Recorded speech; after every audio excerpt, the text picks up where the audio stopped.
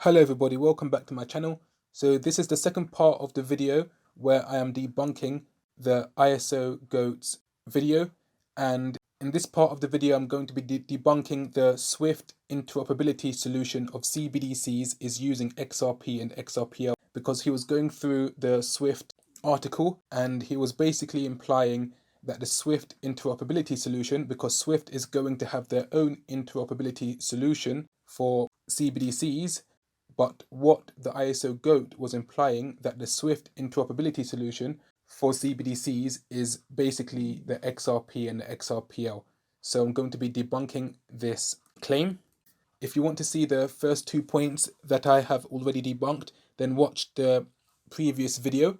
But in this video, I'm going to be debunking the remaining 4 points of the 6 points. So these points are that Swift's interoperability experiment is using the XRP. Number 2, Ripple is going to be the bridge used by Swift for CBDC interoperability. Number 3, there has to be a bridge currency to link all these systems, referring to the Swift solution using a bridge currency, in other words XRP, because the Swift solution is about interlinking DLT systems.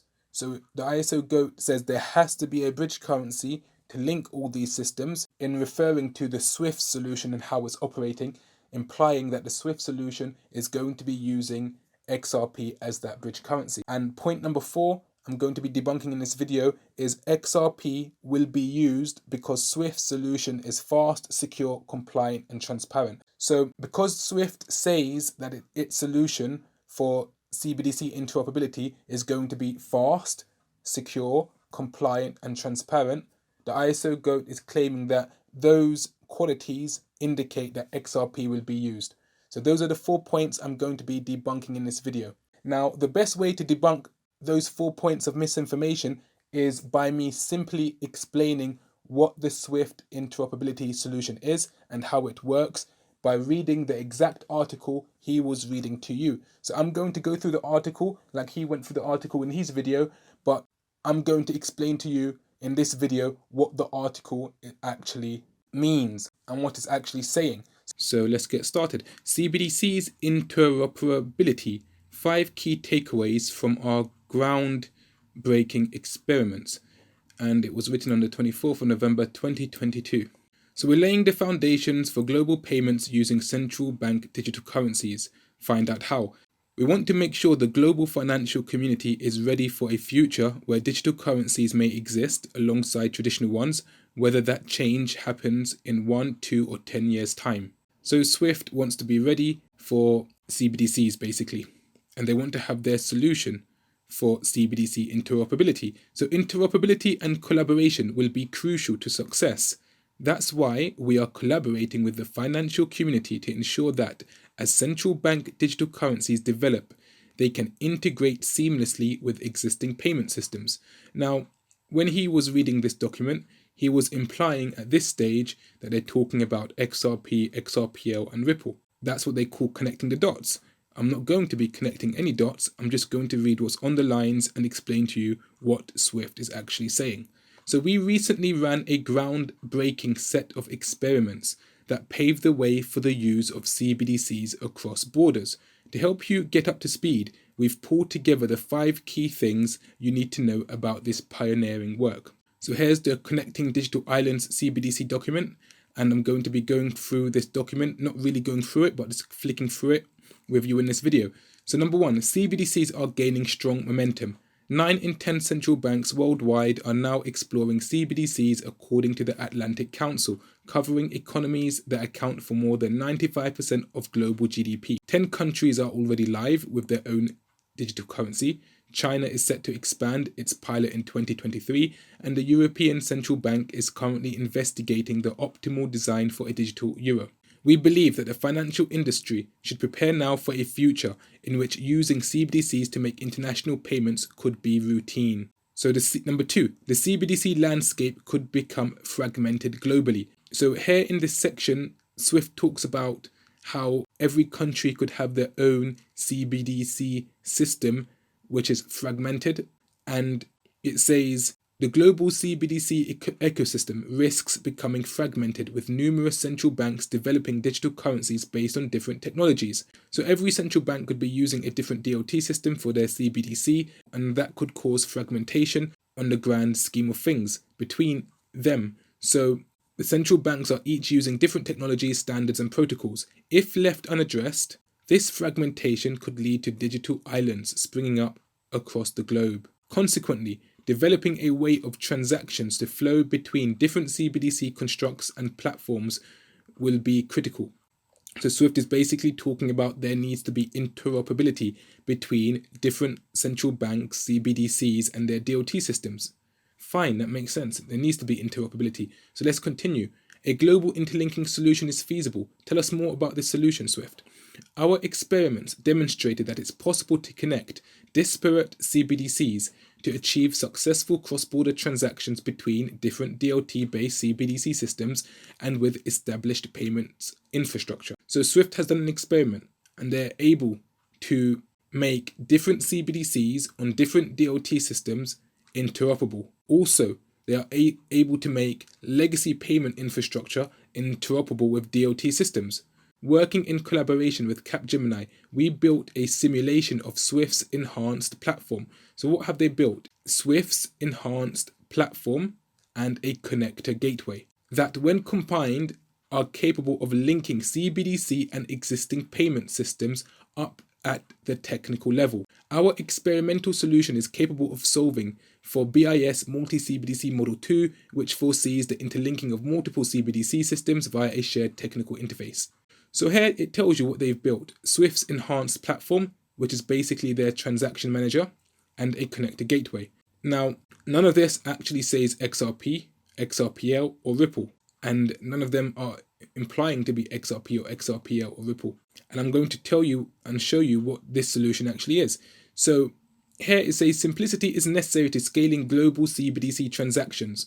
So with so many CBDCs in development across the world, any interlinking solution must be straightforward for central banks to implement.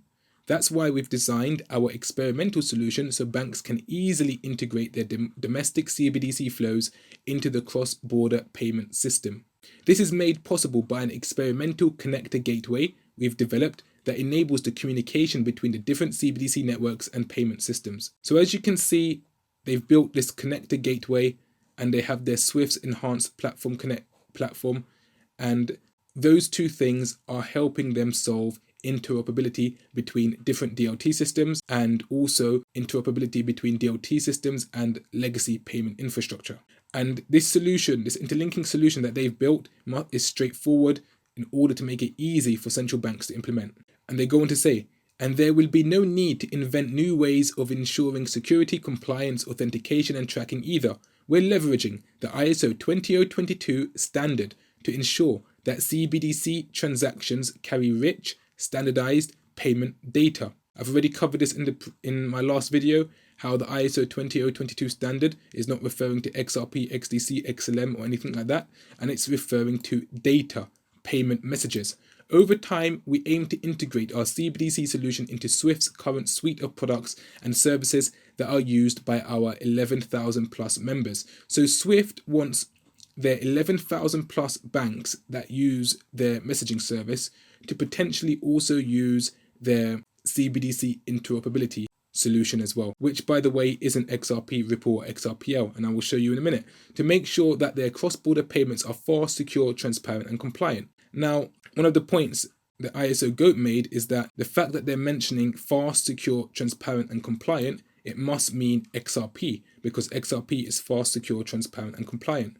However, every DLT system today that is trying to tackle the cross-border payment interoperability solution are all going to be green, fast, secure, transparent, and compliant. And that doesn't mean by default they are all now XRP. There are many competitors on the market that can offer fast, secure, transparent, and compliant DLT systems.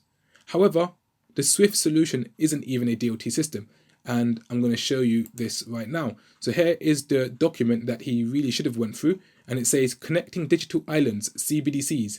And this talks about their actual experiment of interlinking CBDC networks and existing payment systems to achieve the global interoperability. and it goes into more detail. Now, some of you may remember, if you've watched my previous videos, guess what? I've covered this in more depth in my Swift videos that I've made before November, because everyone was saying Swift is going to be using XRP, and I've broken this down already. You remember this diagram? Does it look familiar? I'm just going to quickly run through it again. This basically right here is the transaction manager for Swift. It's not a DLT system. The only thing this transaction manager does is handles the messages. And you know how they say, oh, the ISO 20022 messages are cryptocurrencies. Look on the diagram. It's showing you ISO 20022 as a message. It's a payment data. And what happens here, you have the Swift CBDC connector gateway, and then you have the banks, then you have intermediary, which is a correspondent bank, and then you have the regulator node. And this is one DLT system. Then you have another DLT system, and then you have the intermediary bank, you have the bank B, and then you have the regulator node. And the regulator node is basically the DLT system. And then you have here an RTGS system that is not using DLT, and that's like the legacy infrastructure. So what happens here, the Swift CBDC connector gateway, as it said in the article, if we can find it, what does it do? It says here, the connector gateway enables the communication between different CBDC networks and payment systems.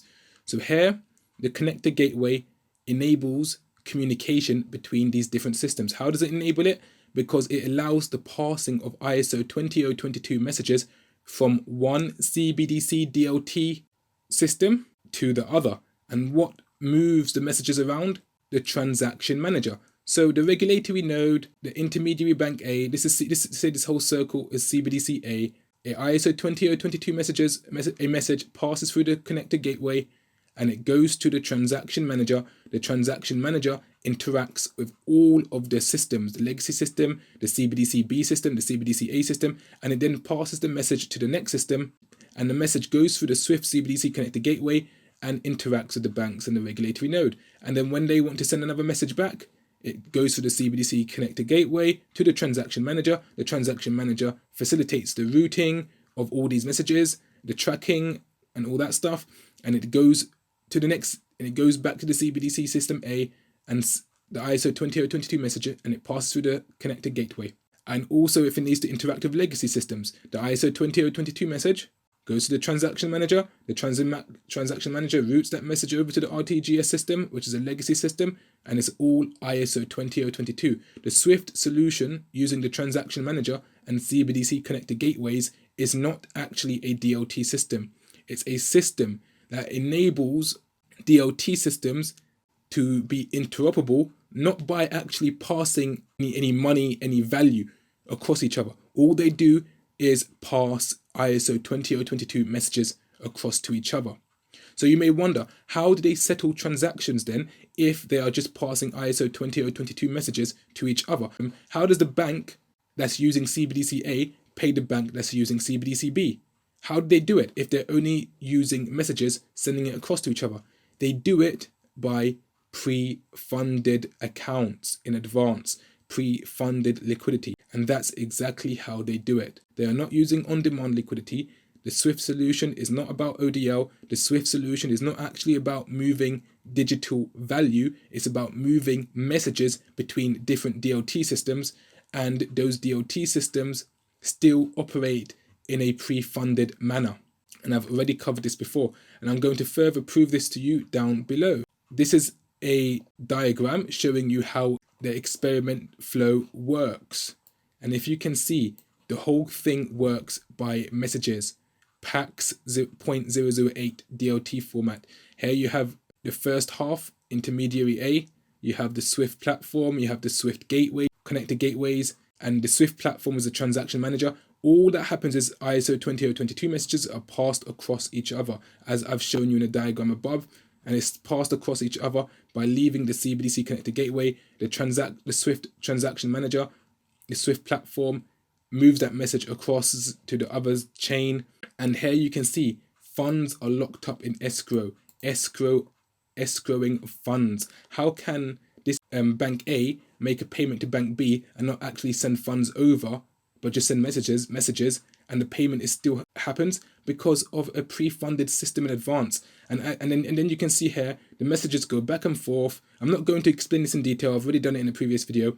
And then what happens is it comes to a stage where it says funds can be released to Bank B. The escrow funds that are locked up in the regulatory node can be released to the bank.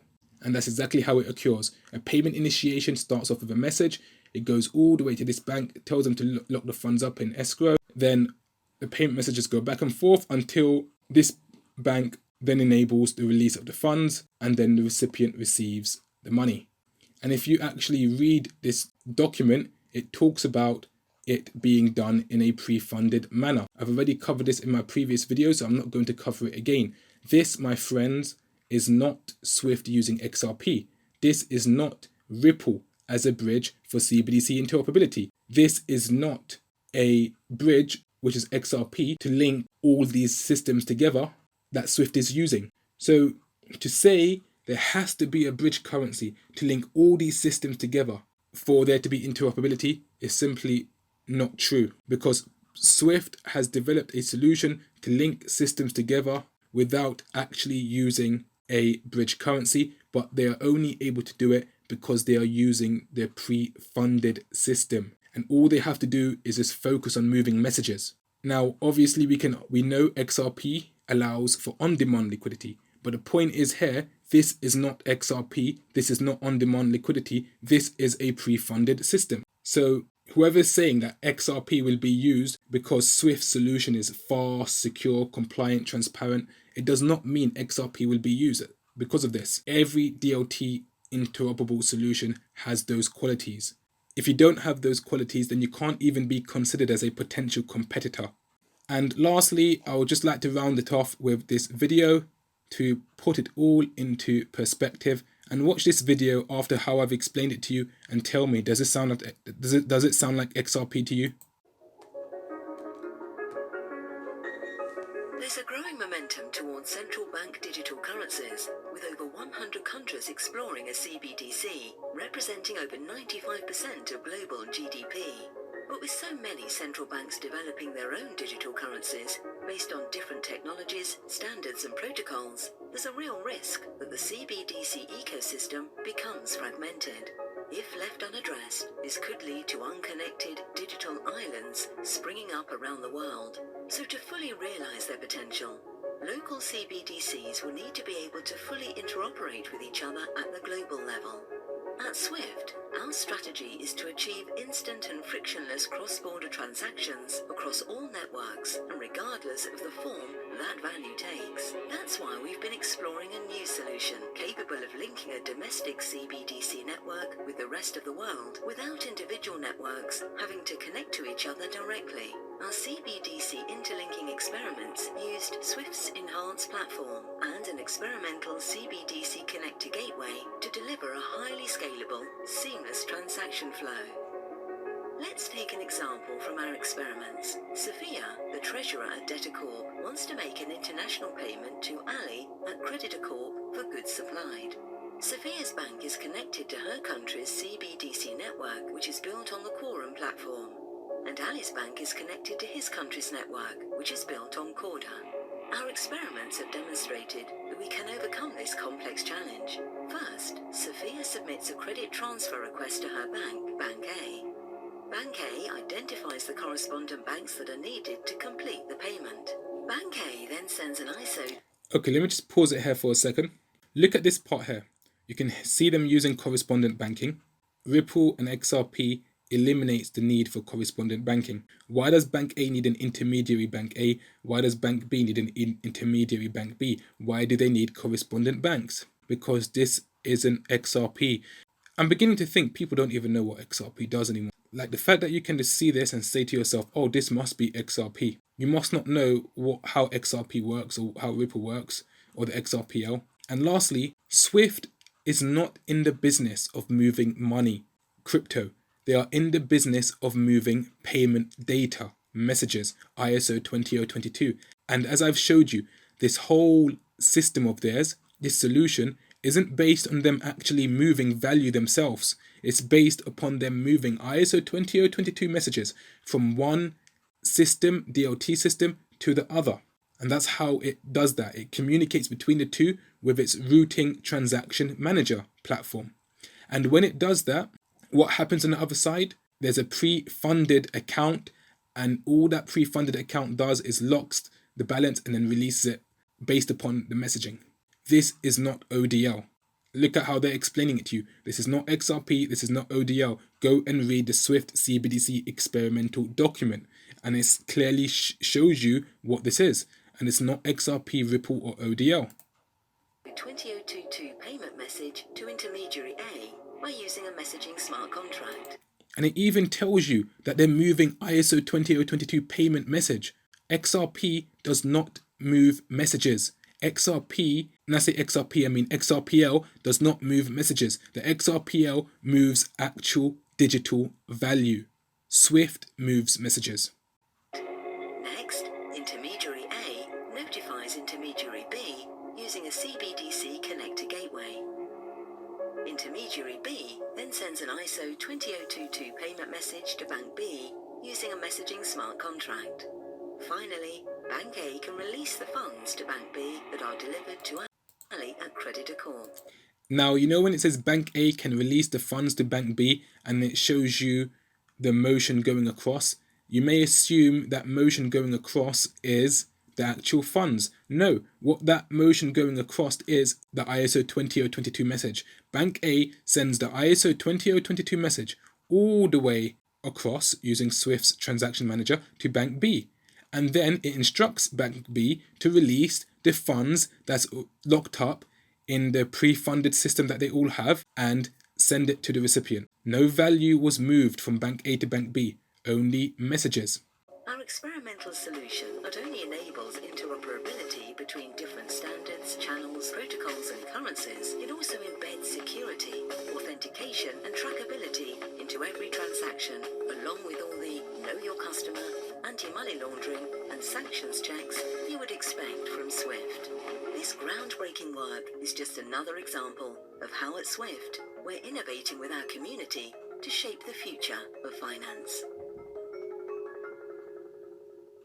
So rather than telling people that Swift is using XRP, XRPL, Ripple, and so on for their CBDC interoperability solution, just tell them no, they're not using it. They have their own system in place. But guess what? XRP is actually better.